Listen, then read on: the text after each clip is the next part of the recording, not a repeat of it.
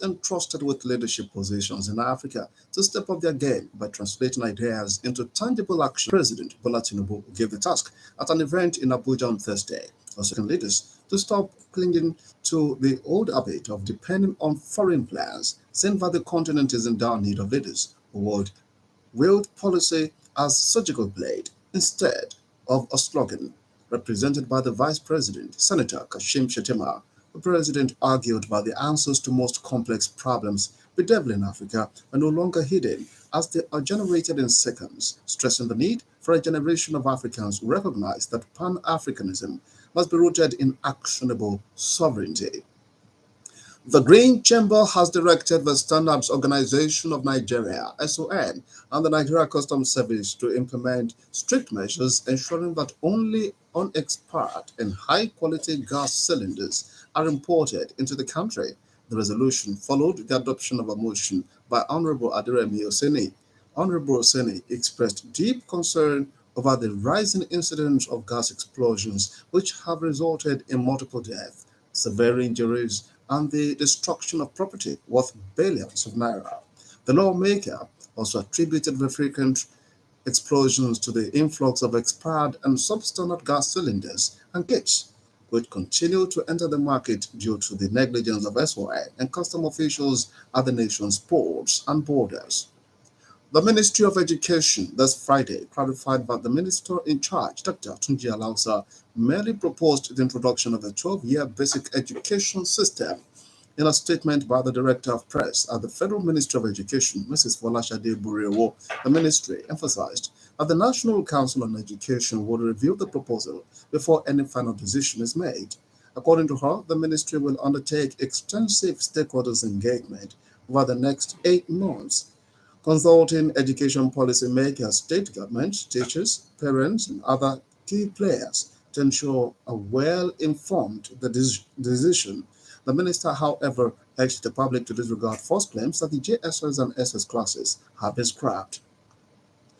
The number one lawmaker at the Center of Excellence, Lagos, Right Honorable Mojisola Miranda, has reaffirmed commitment to ending female genital mutilation, calling for a united front against the practice. In a statement marking the International Day of Zero Tolerance for Female Genital Mutilation, the Speaker condemned the act, stressing that it is a responsibility that goes beyond the government to every individual. She vowed to push for policies that raise awareness and protect potential victims, ensuring the health, dignity, and rights of young girls are safeguarded. The National Counter-Terrorism Center, NCTC, under the Office of the National Security Advisor, has said kidnapping for ransom dropped by 16.3% in 2024 compared to the previous year. The Centre's National Coordinator, Major General Adamu Garibalaka, announced this while giving an update on multi-agency anti-kidnap fusion cell in Abuja. The agency was established last December to bring together different agencies for intelligence sharing and coordination efforts to combat kidnapping across the country. Here at home, the year 2025 Gateway International Trade Fair, which begins this Friday, is said to be an outstanding and rewarding experience for all exhibitors and participants.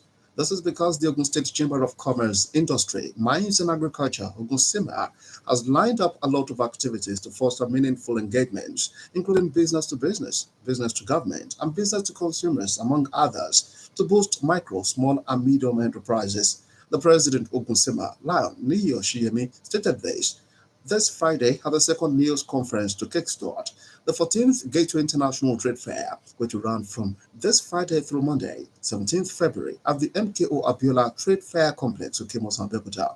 According to Lion Oshiyemi, beyond business engagements, the fair will also serve as a meeting point of cultures, ideas, and business innovations, thanking the state government for the support received so far. In an address, the Permanent Secretary, Ministry of Agriculture and Food Security, Mrs. Kehinde Jokotoye, congratulated Ogun SIMA for this trade fair, adding that the trade fair will be an avenue where production and business meet. The inauguration of Engineer Olumayowa Ayodeji Idowu as the 17th Chairman of the Nigerian Society of Engineers Abeokuta branch holds on Saturday. A release by the host, Engineer Ismail Adenuga, informs that the ceremony will start by 11 a.m. at Alaki Hall, Abeokuta Club, IBB Boulevard, Okelewo, Abeokuta. Highlights of the day include the swearing in of new executives and induction of new corporate members. Distinguished guests Savannah are the Minister of Industry, Trade and Investment, Dr. Jumoke Uduwole, and the Minister of State for Health and Social Welfare, Dr. Isiaq Salako, while the special guest of honor are the Ogun State Deputy Governor, Engineer Mahmood Salako Oyedele, and Senator Benga Daniel. The chairman of the occasion is Engineer Margaret Aino Oguntula, who also doubles as the President, Nigerian Society of Engineers. Now to the dear departed. The Ogun State Governor, Prince Dapo Abiodun, has described the transition of the Alakperu of Iperuremo Oba Adeleka in Withdebo as deeply shocking and irreparable personal loss. He is a prince of Iperuremo Kingdom, though he is still trying to come to terms with the news of the passing of the royal father, acknowledged the Immutability Council of the Almighty God, whose decision on human life no mortal can question. The governor described the late monarch as a royal father, friend, and confidant, adding that he was devastated to learn about the sudden passing of the highly distinguished, revered, and beloved traditional ruler, whose reign brought peace and prosperity to Iperuremo Kingdom, Ogun State, and Nigeria as a whole. On sport, Nigerian forward John Okoye has bid farewell to Egyptian club Ceramica Cleopatra FC after spending 3 years at the club. In a letter addressed to the club, Okoye reflected on his time at Cleopatra with a whirlwind of emotions, acknowledging the extraordinary experiences and memories he had during his time there. The 28-year-old also thanked